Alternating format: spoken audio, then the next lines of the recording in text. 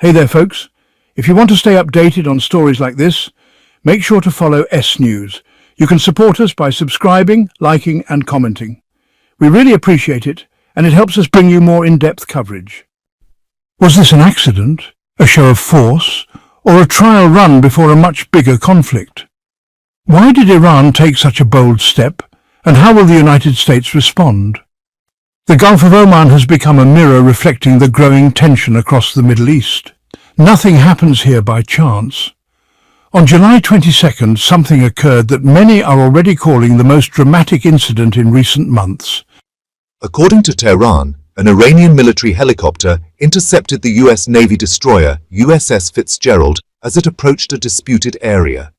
The helicopter flew directly over the ship, broadcasted a clear warning over the radio, and forced the American vessel to change its course. It all happened quickly, but there was a palpable sense that just a little more tension could have triggered gunfire. While the US has remained silent, Iranian sources described the event as a full-blown military operation. The Iranian pilot acted decisively, hovering over the ship while communicating encrypted orders. When the US reportedly threatened to shoot down the helicopter, Iranian air defense forces intervened and made it clear the aircraft was under their protection. Any hostile act, they said, would be considered an act of war. Then, silence. The Fitzgerald slowly changed direction and moved south, away from the area. This wasn't just a tactical move, it was a clear message. Iran showed that it can control the air and sea in the areas it claims, and it's willing to defend them not just with words, but with action. This might seem like a localized event, but its political and symbolic weight is enormous. The United States hasn't responded publicly, no statements, no denials, and that in itself says a lot. Right now, the Pentagon likely wants to buy time and avoid escalation. Why? Because a direct conflict with Iran at this moment would be extremely risky and unpredictable. Washington already has enough on its plate, worsening relations with China, the war in Ukraine, and instability in Israel. But a response will come eventually. It may not be a military strike. It could be diplomatic pressure, stricter sanctions, or covert cyber attacks on Iran's infrastructure. Covert ops by intelligence agencies can't be ruled out either. What's clear is that the United States rarely lets these shows of force slide without a reply. It's just a matter of choosing the right moment and method, when the risk of open war is low and the impact is high. The long history between the United States and Iran is built on decades of mistrust, geopolitical friction, and repeated incidents. It all began with the 1979 Islamic Revolution, which led to the breaking of diplomatic ties. The hostage crisis at the U.S. Embassy, ongoing economic sanctions, accusations of supporting terrorism, and Iran's nuclear program all fed into a deep-rooted political and cultural rivalry. This tension is especially intense in the Persian Gulf and Gulf of Oman. These are critical waterways for global trade, and both nations want to dominate them. Iran regularly holds military drills, builds up its navy, and advances its drone and missile technology. Meanwhile, the United States keeps a strong military presence in the region, with carrier strike groups and bases in Qatar, Bahrain, and the UAE.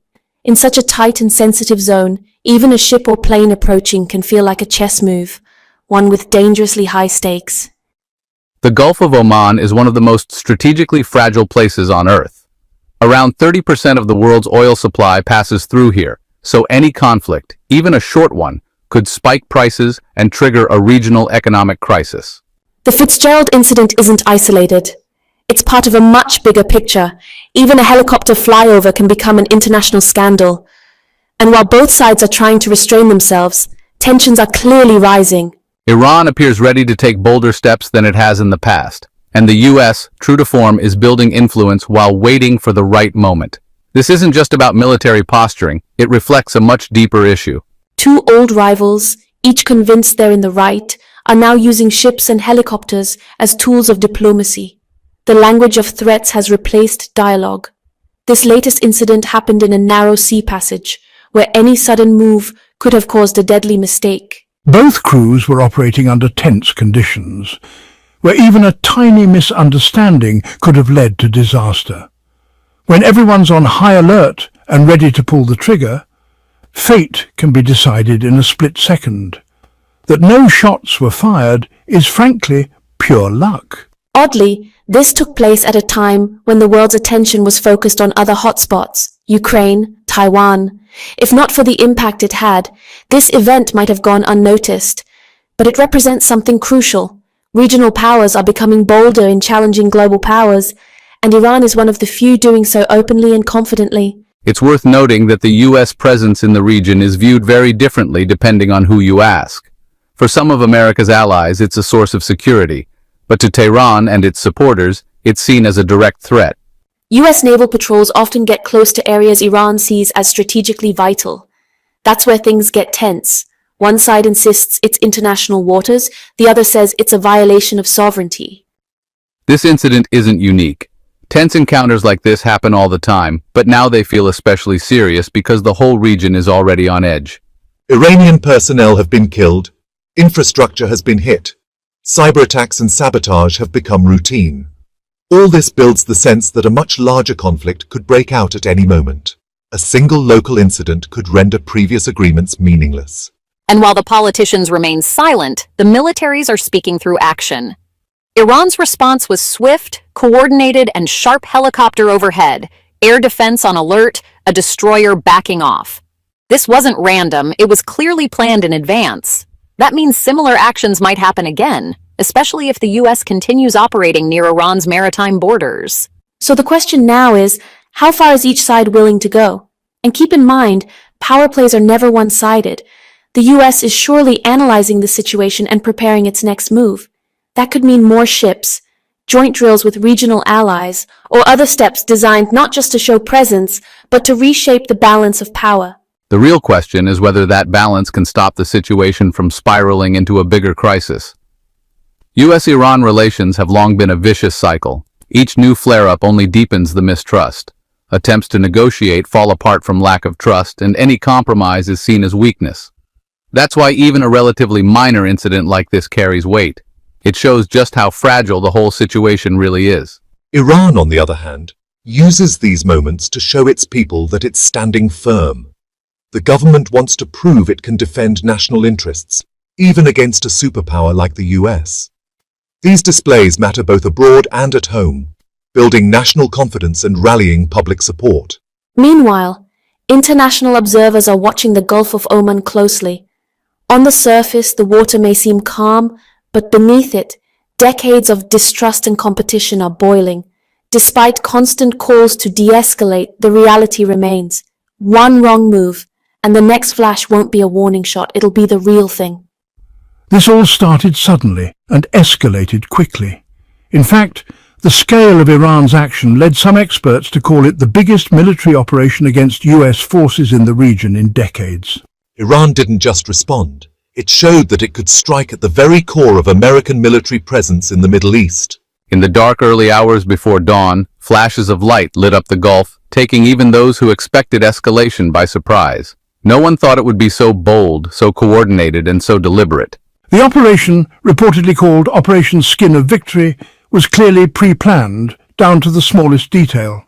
Two major targets were hit at once, and the goal wasn't just military, it was psychological, to show that even well-protected US bases aren't untouchable. Interestingly, the attack was designed to spread panic across the region. Rumors of war broke out instantly in Qatar, Bahrain, and other nearby countries, and they weren't completely wrong. This was a new kind of war, a war of images, signals, and power displays. The aircraft reached its most important target, al-Udeid Air Base in Qatar.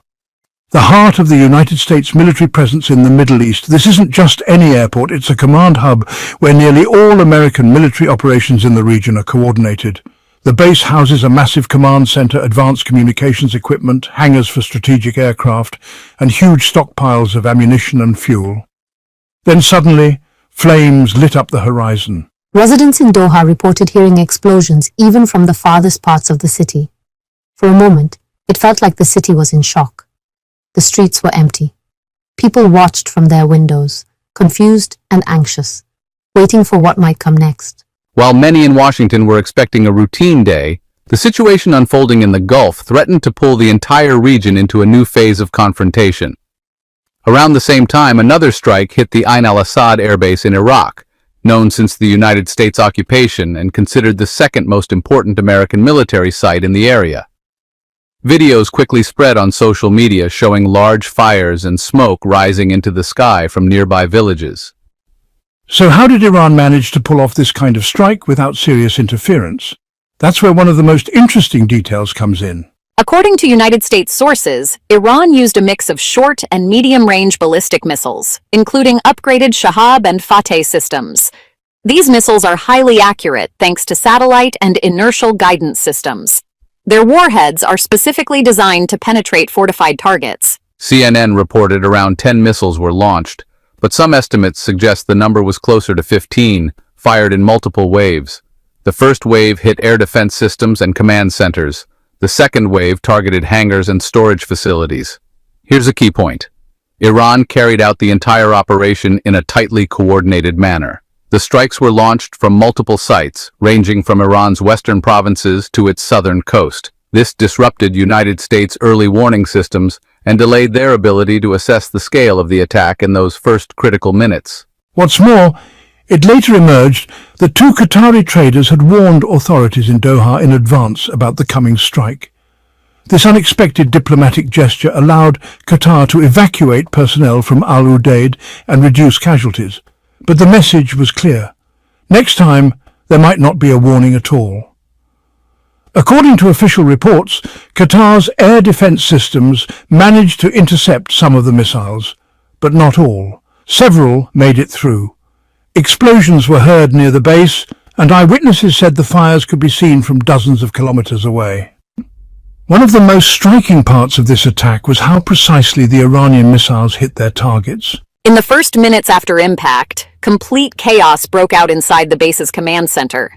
An automated security protocol kicked in, sealing off main corridors and disabling elevators to minimize potential casualties. If there had been secondary explosions, personnel on duty would have had to evacuate using emergency stairwells. Some surveillance footage was later leaked to NATO intelligence reports, creating confusion among allies. The images suggested the base was genuinely caught off guard. One missile reportedly hit the maintenance zone, where fuel storage and repair facilities are located. The fuel tanks themselves didn't explode, but several high-pressure systems were damaged, causing a significant jet fuel leak. Within minutes, the area was overwhelmed by the sharp smell of kerosene, and firefighting teams were deployed along the runways to prevent a potential blaze. The situation at Ain al-Asad was even more complex. In addition to hits on runways and hangars, one missile reportedly landed near a warehouse storing drone equipment. Much of it was damaged or buried under debris. In later interviews, drone operators said an entire shift was left without communication or control, forcing commanders to suspend drone flights over western Iraq for several hours. Finally, at the end of the video, I just want to thank you all for listening and encourage you to follow S News and watch future videos. Don't forget to subscribe, like, and comment.